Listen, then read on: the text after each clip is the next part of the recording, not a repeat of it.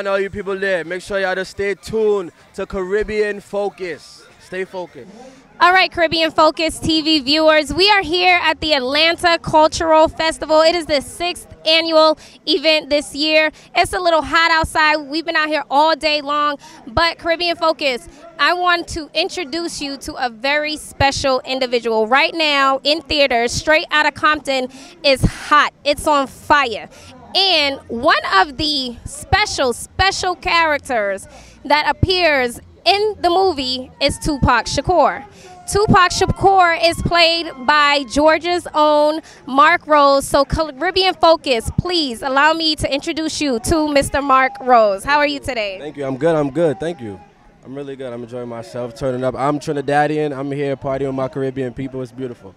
And Trinidad's getting ready to have Independence Day coming up, so big up to Trinidad. Big up to that. Make sure y'all exactly. I'll August be there. 31st. That's right. Right. Now let's really talk about Straight Outta Compton. Straight Outta Compton to date has grossed over $80 million. 80 million. So what do you think about that? I think that's a beautiful thing. I mean, I think when we first started, it was so important for us to make sure everyone got the message we were trying to give out. You know what I mean? When they hear about NWA, they just think rappers and musicians, you know what I mean? But these are guys who are working as brothers to try to, you know, build something and come up together. And the fact that it grossed that much and it became the #1 movie in America, you know, within the first weekend is nothing less than amazing. We're also thankful. Now, I don't think a lot of people know, but this was your first film ever. My first film ever. You know, I always wanted to act, but I never knew how to go about it.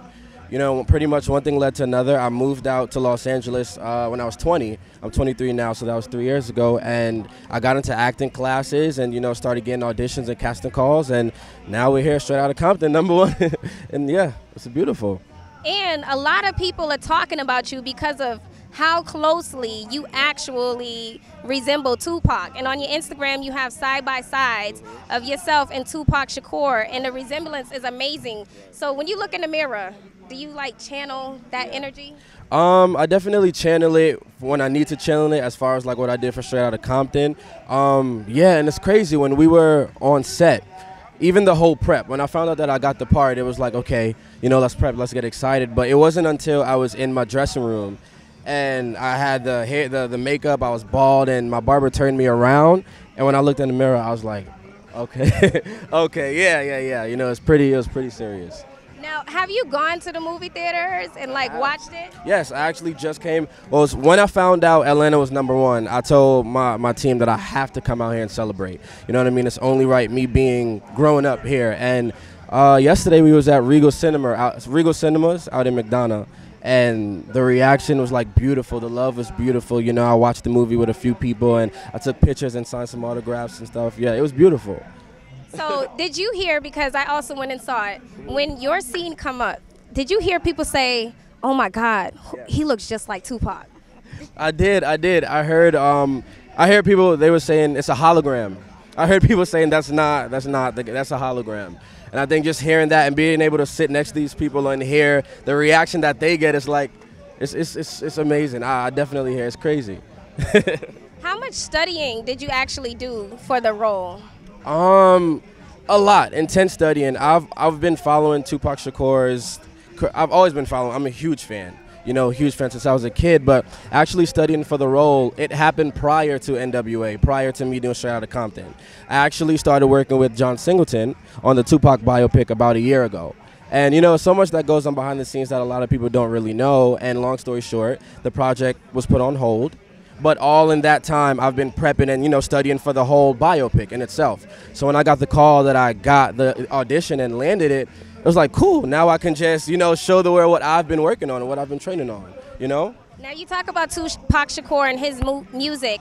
And in NWA, you did California Love and Hail Mary.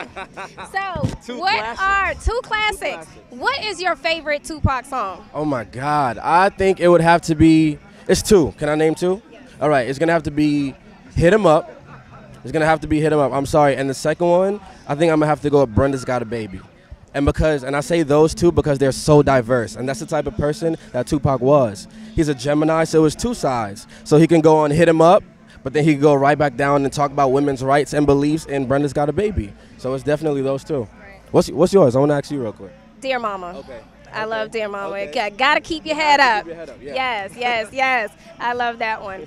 But when you talk about the messages that Tupac, liked to share, there was a lot of messages in NWA. It was a lot more than just the story of NWA. Exactly. They were trying to tell a lot of things. Yeah. So do you feel like one of the highlight messages was of that movie? I think one of the highlight messages was not only brotherhood. Brotherhood was definitely a message that you see throughout the movie, but I think what they were talking about, let me tell you, before I even answer that, NWA came out with their first album August 8th, 1988. And they were rapping about police brutality. They were rapping about, racism issues and this. But 25, 26 years later, it's still happening. It's still going on. And I feel like that's the core message of it. And I'm not even sure but if I'm not mistaken, there was like extra security at the movie theaters and the cops weren't too happy. But it's just like you can't make a bad thing out of a good thing. It's just what's happening. And I think NWA was that platform to give everybody that, look, like it's still happening. This is not new. It's still happening. So that's the number one message that I think we were trying to give. And like you said, there was a lot of, that F the Police song came out. And I mean, it was a really cool experience because there were people who felt they were emotional because of the police brutality message and because of the message regarding AIDS and HIV with Eazy-E. Yep. So, it was a heavy, heavy movie. So when you actually watched it, how did you feel emotionally? I was very, throughout the whole process, I've seen it about 3 times now. All 3 times, it's a new feeling because the movie, it's a long movie. It's about 2 hours, and I go in there and it's like it's a roller coaster ride because you go through Eazy-E's life and his transition and his sickness and the brotherhood, and then you go through Cube and him dealing with what he was dealing with the group as brothers. And y'all growing up into that. It was a lot. Dre losing his brother. I mean, it was very emotional throughout the whole thing. And every time I go, I'm even that much more emotionally attached. Now you talk about Ice Cube, Dr. Dre. What else? What was it like for you working with them? Oh my God, I felt I'm a small fish in a huge pond, and I felt working with them was amazing because one, it's already pressure with who I'm playing. This iconic, legendary guy, so the pressure's there, but me being surrounded by veterans in the game who's been in this industry years and years, John Singleton, director F. Gary Gray, Ice Cube, Dre, the whole list goes on. So being around them made me feel, they made me realize that this is for you. You know what I mean? And you're a professional. You got this. And they kept saying that to me, and they were just on my shoulder the entire time I was filming. So on the outside looking in, I mean, for me, it's like you see these stars, and you kind of forget that they're human because you see them on TV, and you know what I mean? You just don't know. But for me to be around them, they definitely welcomed me in as family, and I'm forever, forever grateful for that, Beautiful. That's beautiful.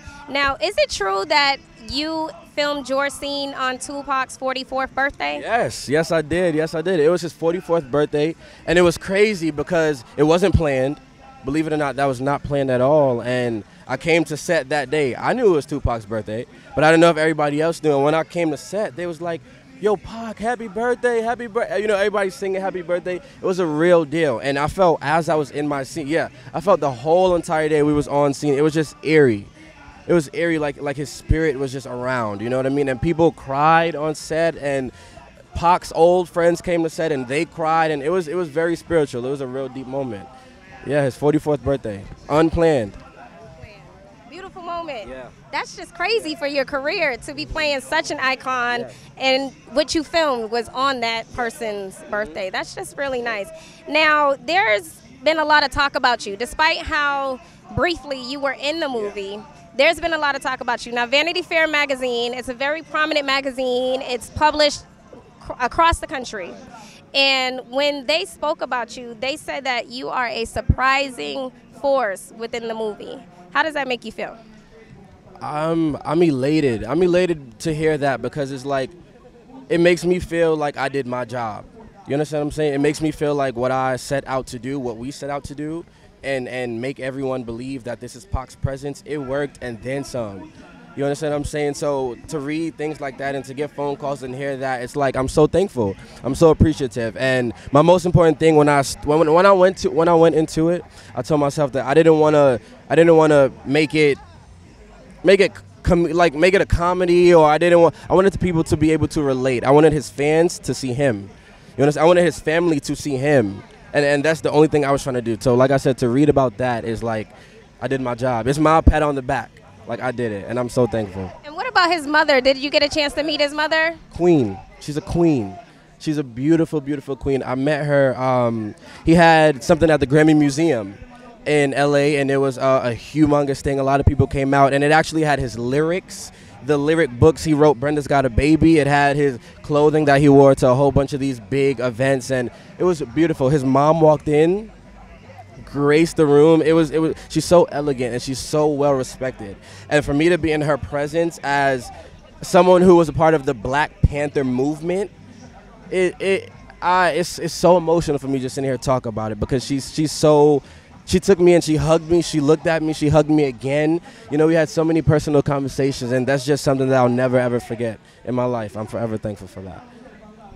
All right, well, how do our viewers keep up with you? Keep up with me. I will be coming to FX at the ending of this year. We will be filming a show. I signed the NDA for it, so I can't say what show it is, but please look out for me. I'm always heavy on social media too. Marcc Rose, MarcCrose. I get in trouble for posting a lot, so that's how you know I'm always on my social media. And MarcCrose.com. Just follow me. You're gonna see a lot. You're gonna be seeing a lot more of me. And if you have not seen Straight Outta Compton, it's #1. Please go see it. If you've seen it, go see it again. Go see it again. Well, I think that's all of my questions. Tell me about working with the director. Gary Gray. He was phenomenal. He was definitely like a humongous mentor for me. And like I said, for me going into it, it's like you don't know what to expect. Because again, this is my first film. I've never been on a set before. You know, and for someone who, he's done Friday, classic. You know what I'm saying? Classic. They still play it to this day. They quote stuff to this day. Set It Off with Jada Pinkett. A lot of classics, you know? So for him to give me his all, I felt I gave him my all, and it was nothing less than amazing work with him. He's an amazing person. I'm thankful for the opportunity. Well, we want to thank you so much for your time here at Caribbean Focus TV.